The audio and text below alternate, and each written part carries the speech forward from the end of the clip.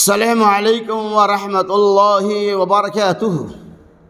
الحمد للہ رب العالمین والعاقبۃ للمتقین والصلاۃ والسلام علی اشرف الانبیاء والمرسلین وعلی آلہ واصحابہ اجمعین، اما بعد۔ اعوذ باللہ من الشیطان الرجیم، بسم اللہ الرحمن الرحیم۔ وآتوا النساء صدقاتہن نحلہ، سورۃ النساء آیت نمبر 4۔ اللہ تبارک و تعالیٰ نے فرمایا وآتوا النساء صدقاتہن نحلہ، اور عورتوں کو ان کا مہر خوشی رضامندی کے ساتھ دے دیا کرو۔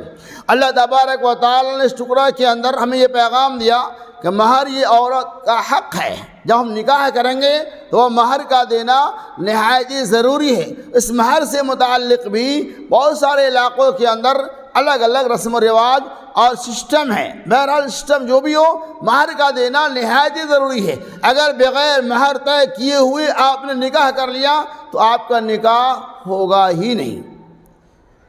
محترم ناظرین کرام، مہر یہ سنت نبویہ ہے۔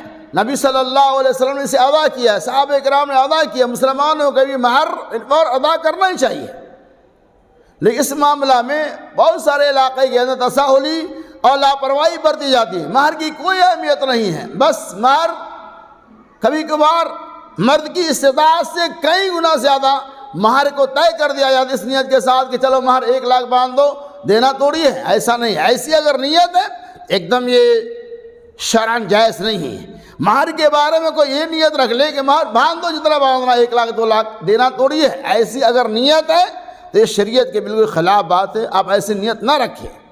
مہر یہ عورتوں کا حق ہے، اسے دے دینا چاہیے۔ اور بہت سارے علاقے میں لوگ مہر طے کرتے ہیں، دیتے نہیں ہیں، اور الحمدللہ بہت سارے لوگ پھر فور دے دیتے، پھر فور ہی دینا چاہیے، مہر نقدی دینا چاہیے۔ لیکن کچھ علاقے میں ایسا رواج بنا ہوا ہے کہ ارے ہمارے آبا و اجداد کا مہر تو ادھاری تھا تو ہم نقد کیسے دیں؟ ایسا نہیں ہے، مہر نقدی دینا چاہیے۔ ادھاری مہر کی گنجائش آپ دیکھیں گے تو آپ کے رونگٹے کو رو جائیں گے۔ ادھاری مہر کی گنجائش کہاں سے آئی، کیسی صورتحال میں اس کی گنجائش معلوم ہے آپ کو؟ وہ سن لیجیے۔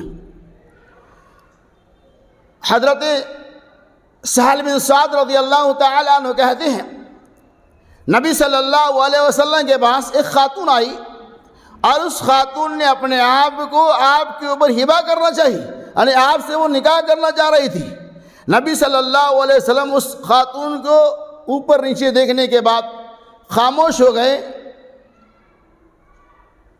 وہ خاتون سمجھ گئی کہ شاید آپ صلی اللہ علیہ وسلم کو اس کی ضرورت نہیں ہے۔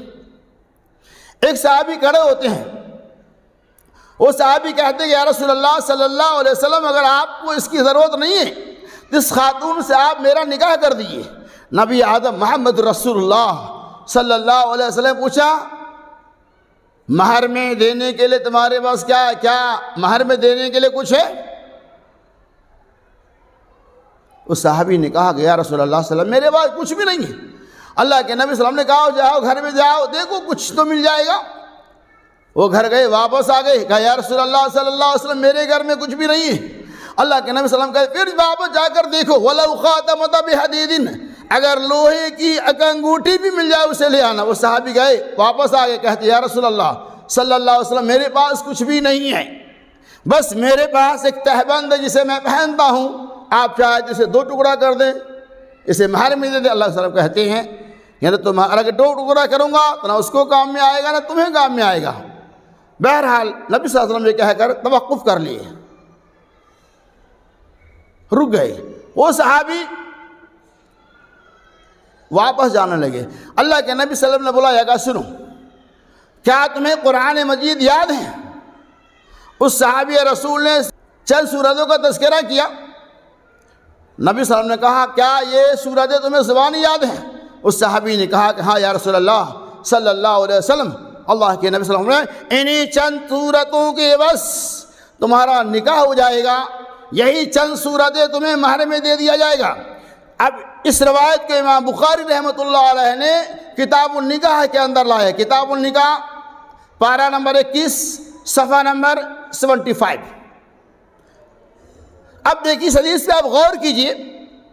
اسی حدیث کی روشنی میں بعض لوگوں نے استدلال کیا کہ اداری مہر بھی جائز ہے۔ اب صورتحال دیکھیے، چونکہ قرآن کی جو چند صورتیں اس صحابی رسول کو یاد تھی، وہ فی الفور تو یاد نہیں کر سکتے، اس میں کچھ وقت لگے گا۔ نبی صلی اللہ علیہ وسلم نے اجازت دے دیا کہ جاؤ ان تمام صورتوں کو یاد دلا دینا اور یہی صورتیں تمہارے لیے مہر بن جائیں گی۔ تو یہ حدیث کیا بتا رہی ہے؟ اس صحابی کے پاس کتنی زیادہ مجبوری تھی، اللہ اکبر، ان کے پاس کچھ بھی نہیں تھا، لوہے کی انگوٹھی تک نہیں تھی، ایک تہبند تھا۔ سہل بن سعدی کہتے ہیں کہ ان کے گھر میں ایک چادر بھی نہیں تھی۔ کتنے مجبور اور بے بس صحابی تھے، وہ کتنے غریب تھے۔ ایسی حالت میں اللہ کے وسلم نے انہیں قرآن مجید کی یہ چند صورتیں یاد تھی، اسی کو مہر میں رکھ دیا اور کہا بعد میں یاد دلا دینا، چونکہ قرآن کی صورتیں اسی ٹائم تو یاد ہو نہیں سکتی ہے۔ اس سے پتہ یہ چلا کہ اگر ایسی حالات آ جائے آپ ادھاری مہر باندھ سکتے ہیں۔ لیکن آج ایک بہت سارے علاقے میں رسم بنا ہوا ہے، لوگ مہر دیتے ہی نہیں ہیں۔ نہیں، مہر نقد دینا چاہیے، مہر پھر اور دینا چاہیے، اس کے تو تاخیر کرنے کی کوئی ضرورت نہیں ہے، 2 دن 4 دن آگے پیچھے ممکن ہے، لیکن لوگ مہر کو طے کر لیتا اور دیتا ہی نہیں ہے۔ مرنے کے وقت وہاں بھی تلافی کی نوبتیں آ جاتی ہیں۔ اللہ نے کرے گا آپ کے ساتھ ایسا ہوتا ہے۔ کیا پتہ اس حدیث سے کہ مہر نقد ہی دینا سنت نبویہ ہے، اور مہر میں آپ جو بھی جائے دے سکتے ہیں۔ اگر آپ اپنی شریکہ حیات کی مہر میں ایک کھجور کے گٹلی کے مانند سونا دے دیں گے تو بھی جائز ہے، اور اگر آپ اونٹ پہاڑ کے مانند سونا دے دیں گے تو بھی جائز ہے۔ کیا پتہ چلا؟ مہر آپ اپنی حیثیت کے مطابق زیادہ بھی باندھ سکتے ہیں اور کم بھی باندھ سکتے ہیں، وہ آپ کے اوپر ڈیپینڈ ہے۔ گویا کہ مہر کم سے کم بھی طے کر سکتے ہیں اور زیادہ سے زیادہ بھی۔ کم کا یہ مطلب نہیں ہے کہ آج کو 1500 مہر باندھ دیں، نہیں، حالات کو بھی دیکھنا ہوگا۔ تو کیا پتہ چلا کہ مہر نقد ہی دینا سنت نبویہ ہے، نقد ہی دینا چاہیے۔ ایسی صورتحال آپ کے بیچ اگر ہے تو اس کی گنجائش رکھی گئی ہے۔ لہذا جو یہ رسم و رواج ہے کہ مہر ادھاری باندھتے ہیں، ایسے لوگوں کو اللہ تبارک و تعالیٰ صحیح سمجھ کی توفیق رفیع عطا فرمائے۔ تو خلاصہ یہ ہے کہ مہر نقد دینا سنت نبویہ ہے، یہ مہر اور عورت کا حق ہے۔ مہر وہ عورت چاہے تو اپنے آپ پہ خرچ کرے، چاہے تو اپنے زیورات بنا لے، چاہے تو صدقہ و خیرات کر دے، چاہے تو وہ اپنے شوہر کو دے دے، یہ اس عورت کا حق ہے، وہ جس طرح سے چاہے استعمال کر سکتی ہے۔ اللہ تبارک و تعالی ہمیں مہر کو نقد ادا کرنے کی توفیق رفیق عطا فرمائے۔